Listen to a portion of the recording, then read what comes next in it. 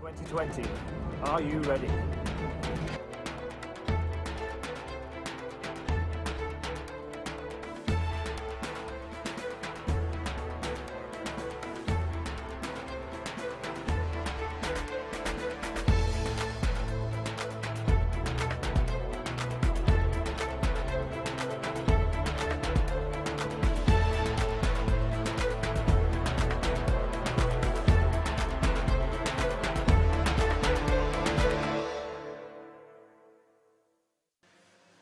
Good afternoon, ladies and gentlemen, and welcome to round number 4 of the Rich Energy British Mini Bikes. We are here in Lancashire, just on the outskirts of Wigan at Three Sisters. This is a very popular track with the mini bike crowd, back here once again on this brutally fast circuit, and we are looking towards a good afternoon's racing. My name is Chris Sora, delighted.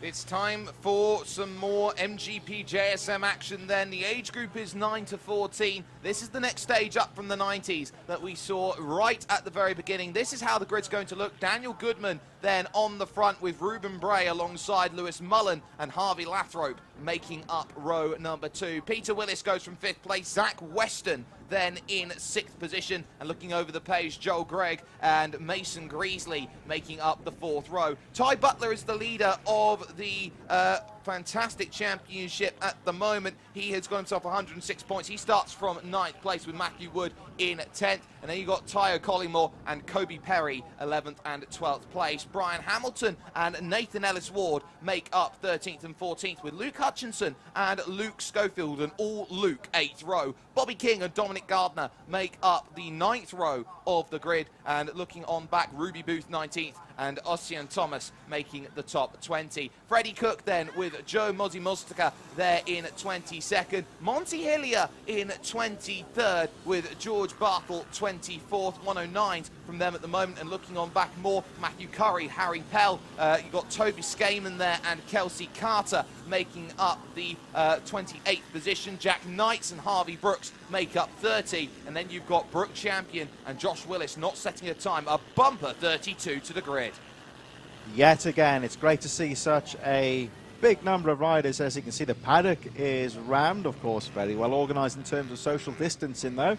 Very well organised, and a credit to everyone in the paddock for observing those rules with the face masks and the social distancing, in that we can get so many riders out into a series like this in the present climate. Really is a credit to everyone involved in the paddock and the organisers. But much like we had at Wilton Mill, we've got another brilliant group of riders out here today. Big bumper group, you would say. The start, of course, very important as well.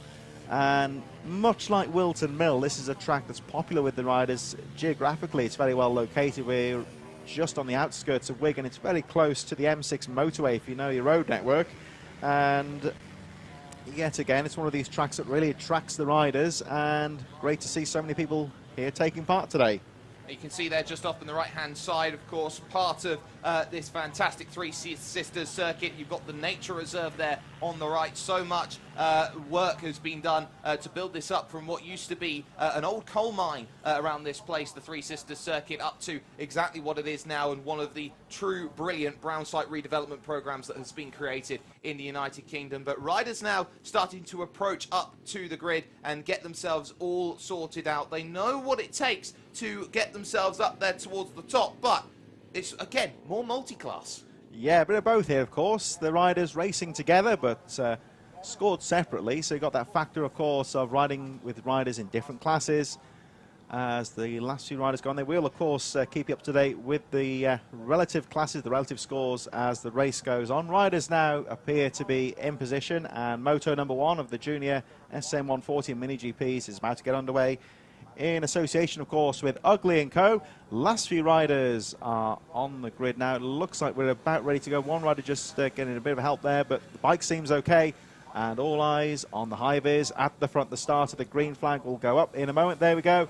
And, of course, as soon as it drops, the race gets underway. And we wait. Here we go. Straight into the first right-hander. Rider in trouble at the front. Oh! We were about to say they all seem to squeeze through, but a rider collecting that Let's hope they're okay. So trouble at the start there. One of the riders at the front of the grid lost the engine, so the race.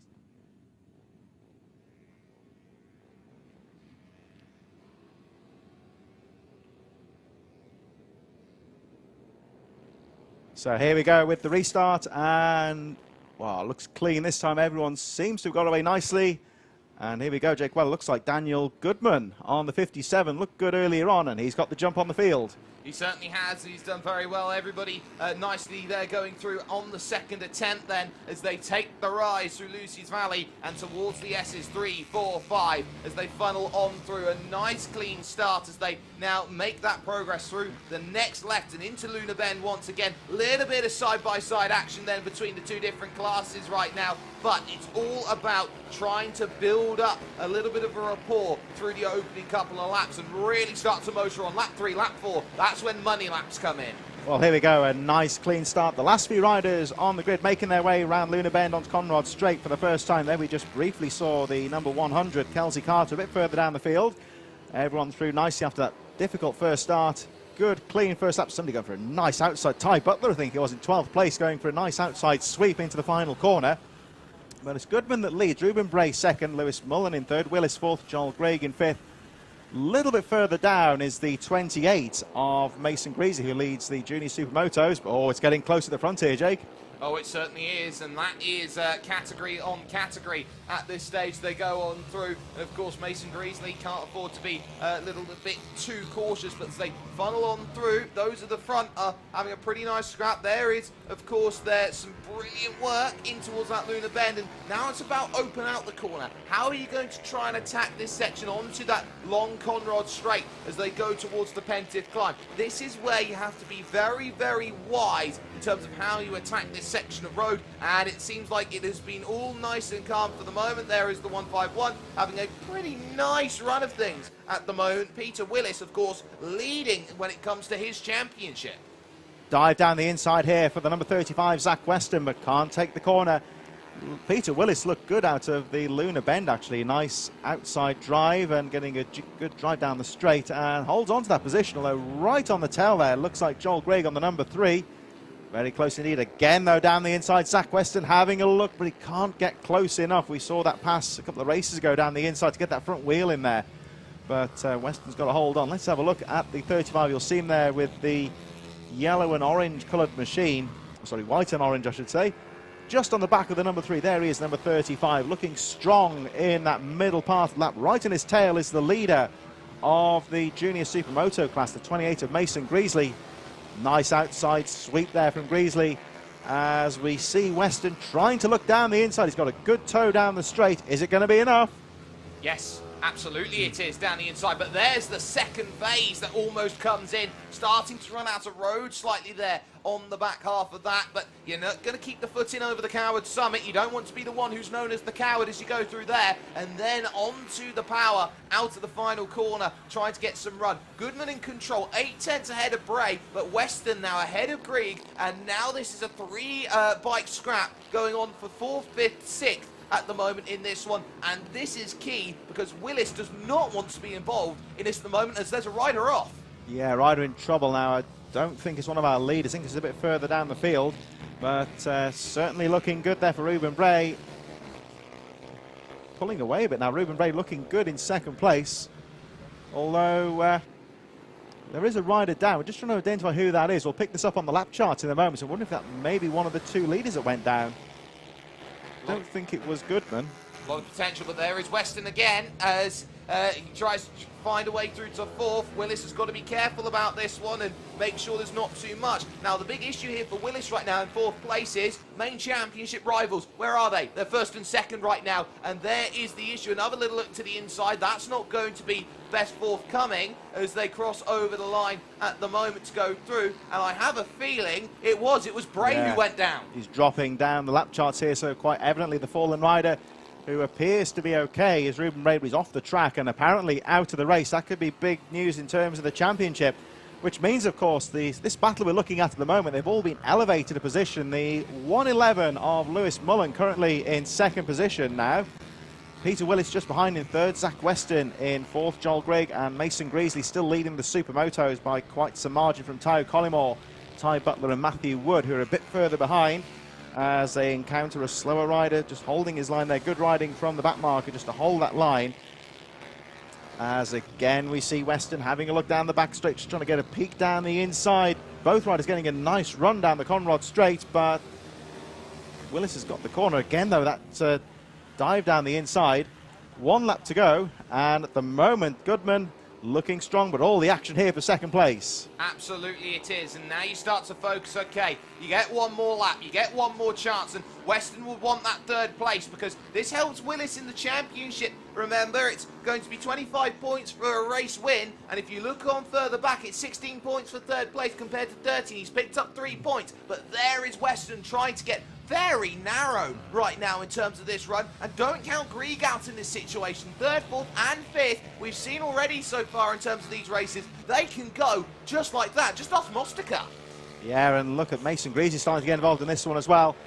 The unfortunate Zach Weston, he's been trying that inside line on some of those hairpins lap after lap, but can't quite get it enough to get the front wheel down the inside. He's going to have a tow down the Conrod straight for the final time. There's a slower rider in front though, as we cut back to the 57 of Daniel Goodman. He's had it all his own way. He goes on to the final lap.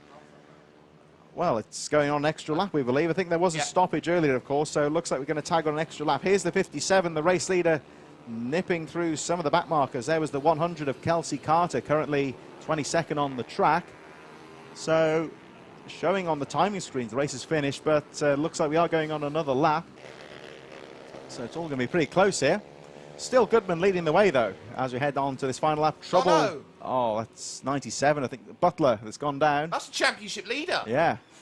And just like that, it all goes wrong, and that is not ideal because Mason Greasley picked up the win last time out, or 2 wins last time out at Wilton Mill, and now all of a sudden, that is Greasley to the lead of the championship. So drama on the final lap, that extra lap that was added on, of course, for the stoppage, that will not benefit Butler, who will drop down to the edge of the top 20, but the 57 of Daniel Goodman this time, of course, will take the checkered flag. Fantastic ride for him. He's had a great year so far, and it's another great ride for... Oh, but look at this, though. Zach Weston finally has made that move stick, and we saw Peter Willis having a look as well. Zach Weston finally making the move stick on the final lap, and I think he may well have gone through into second position.